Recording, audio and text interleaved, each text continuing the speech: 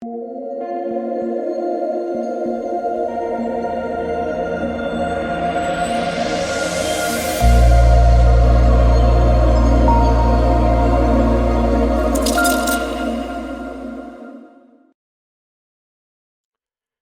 what is going on, guys? It's DK.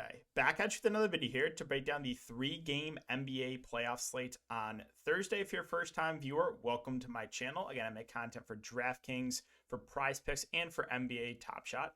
If you are looking for more in-depth content for DFS, I do offer that on patreon.com. Cover NBA, the USFL, and esports. So if you're looking for that, you can check out my Patreon, link down below. We've had a phenomenal week, and we kept it going again tonight. We'll go over my lineup here in just a second. But the sponsor of today's video, guys, is Prize Picks. I'm sure a lot of you have heard of it by now, but if you haven't and you're a first-time user, you can use my code DKDFS for a 100% match up to $100.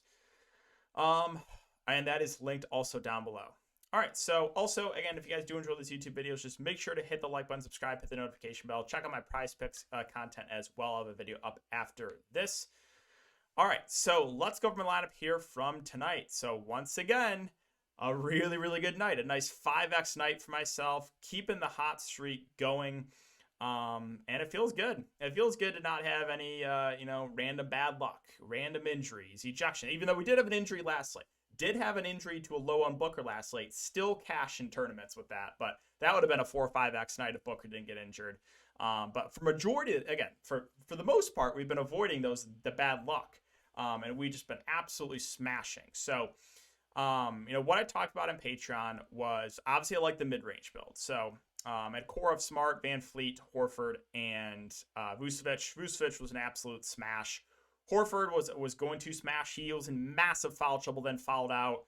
Was very tilted about that because I took his over on Prize Picks, and he would have easily hit that. Van Fleet was okay. Once again, did not shoot well. Marcus Smart was disappointing, but I would have played him again, and that's about 100 times at 100. He just had an off game. I think he got a little bit banged up too, but I'm like the Marcus Smart bust. I'm not tilted about that at all. I would play him in that spot. At this price, if Marcus Smart's 5.8 again, next slate, I'm playing him. It's just simple as that. So he just had an off game, was a little bit banged up. Danny Green, I didn't feel good. I literally almost threw up clicking his name, but he got me there. Because he just played like the entire game. Goran Dragic. So I talked about Dragic and Caruso's low on value plays that I was playing that I liked. Now I'm sure, in the YouTube video I hinted that I like Caruso. I thought, they really needed him in the series. And Caruso came up in a big way. 35 fantasy points at extremely low ownership. Dragic as well.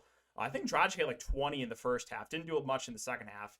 And then the key here, extremely low owned Giannis Antetokounmpo, an absolute smash, 75 fantasy points. I told everyone, if you are going to spend up, Giannis is the guy. And I told everyone, I was like, I'm going to Giannis because last game he got in massive foul trouble and just kind of got unlucky. So I felt like he was going to go under owned in this slate. He did, and he absolutely crushed. So once again, it was a great night for myself. So hoping to keep it going for this slate. Again, it has been phenomenal last week for us. But going over high stakes Thunderdome, winning lineup was Smart, Van Fleet, Danny Green, Tatum, Lopez, Caruso, Levine, and Vooch. Interesting that Alex Caruso in the Thunderdome was 42%. One other contest, he was pretty low owned. Danny Green, 100% owned. Van Fleet, 71%. Smart, 85% owned. I'm guessing Horford is pretty popular. Let's see. Yeah, Horford 71%. So let's see. What was the last place lineup? Had Claxton, Siakam was a bust.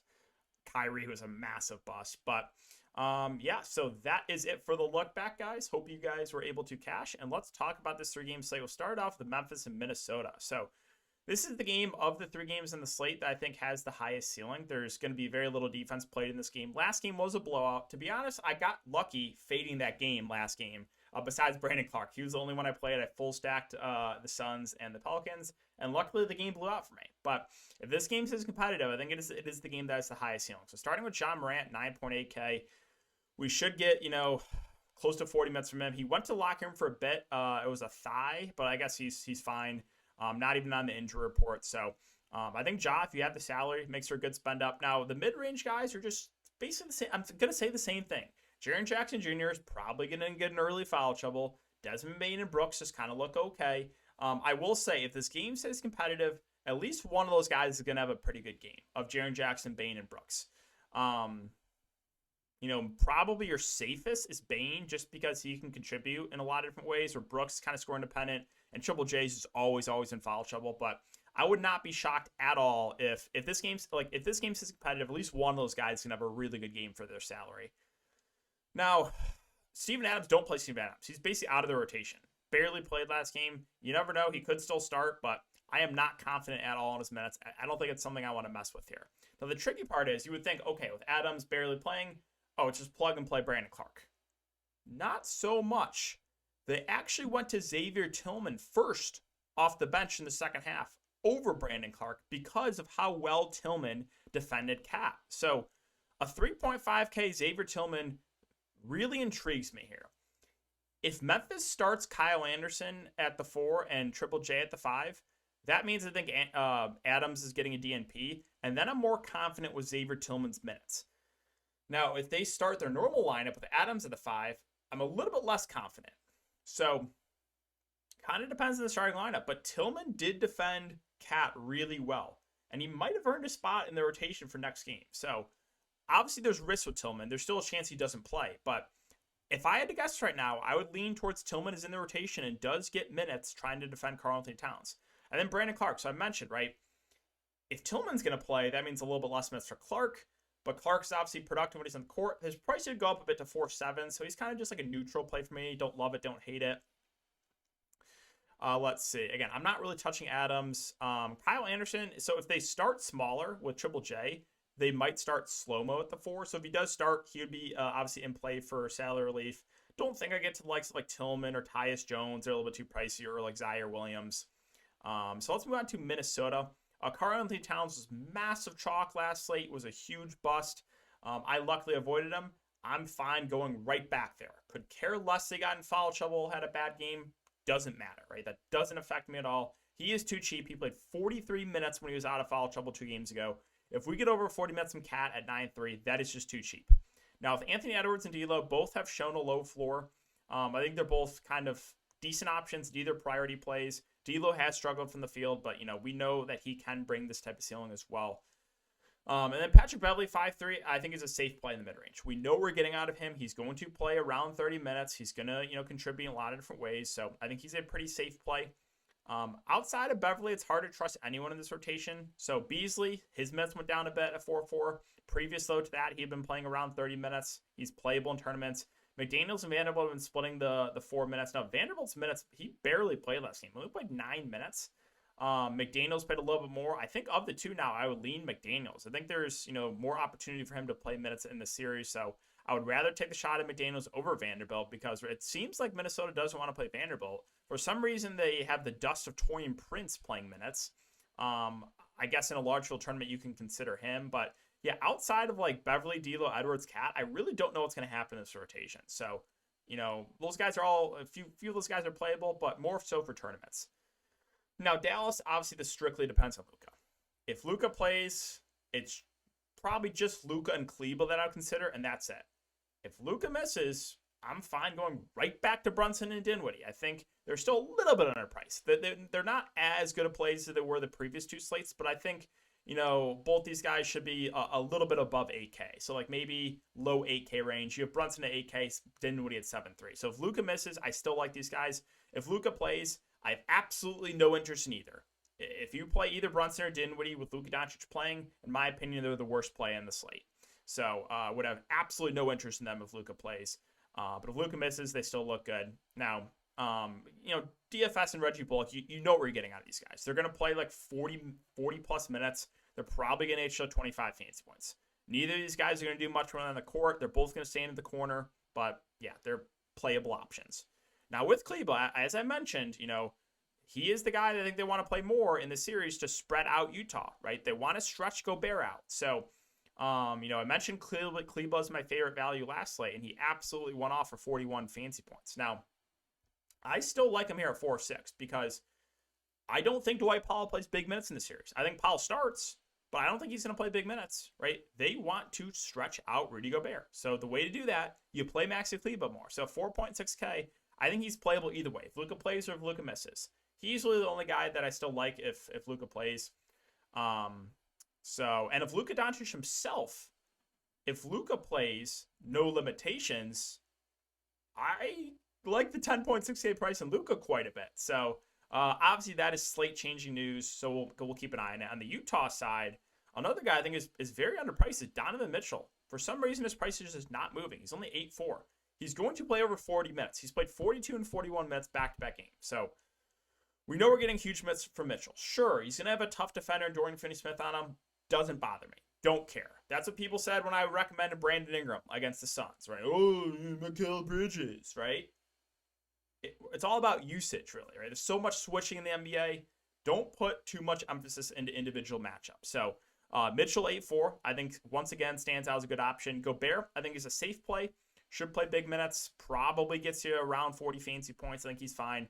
I think Bojan is still underpriced for the amount of minutes he's playing. 40 minutes in back-to-back games. If he continues to play 40 minutes, he is underpriced. Now, the risk you run into Bojan Bogdanovic is he can still hurt you, right? He can still do this in 40 minutes where he can not shoot well because he's not going to do a lot of the peripheral stats. So that is something that you do to factor in. There's no guarantee he crushes for you, but he is still underpriced in my opinion. And then Conley at 5-5, I think he's a nice bounce back kind of candidate here. We talked about that with Gary Trent, how I like Trent for tournaments. I wasn't convinced that he's going to play huge minutes, but if he did, I thought he was too cheap, and he did smash at relatively low ownership. Well, Conley's going to be low owned, right?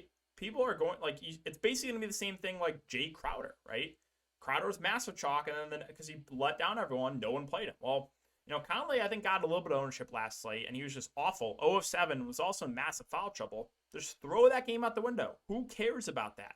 Look what happened 2 games ago. 34 minutes, 25 fantasy points, which is not great, but I think he's a pretty safe play. I think Conley plays over 30 minutes, probably in that mid-30-minute range, so I think he's a nice bounce-back candidate. I don't have a ton of interest in Clarkson. Would rather go to Conley at a similar price. Royce O'Neal had a big game. That's kind of an outlier for him, but he's going to play big minutes, and he's a good defender, so at 4K, I think he's a safe value for that reason. He can still hurt you, right? Royce is not going to do much offensively, but he's going to play big minutes. And then Whiteside, I think, is viable for tournaments. Not going to play huge minutes, obviously, but somewhere in that 10 to 15-minute range, and he'll be productive when he's on the court. So 15 and 14 fantasy points the last couple games. I think he's a decent GBP play. Daniel House has been in the rotation, played 20 minutes back-to-back games. I guess as a dart throw, you can go to him and hope he hits a couple corner threes, but I would just rather go to Royce or Whiteside for a little bit more. And the final game here is Golden State and Denver. So this one's tricky for Golden State, right? Because you have Steph Curry back, but still playing limited minutes. 23 minutes. Now, he did smash in limited minutes last game, but if he continues to, that same 6 minutes a quarter, I can't pay 8.9K for him. So we need to keep an eye on the snooze. If they continue to bring him off the bench, I'm probably not going to go there. Now, Poole had a massive game. I mean, you guys know I've been a huge Jordan Poole fan. Went to Michigan. I've been a fan of his since college. I have a lot of his top shot moments. I've been a big buyer into Jordan Poole since the beginning. But last game, don't expect that last game, right? 54 fantasy points with Steph Curry and Klay playing, more of an outlier. But I do think Poole is playing 35 or so minutes in this game. Still viable. Still, if Steph Curry comes to the bench, you're going to like Poole a little bit more. So obviously Steph news is pretty significant. And then Klay Thompson probably has the lowest floor because he's not going to do a lot of the peripherals.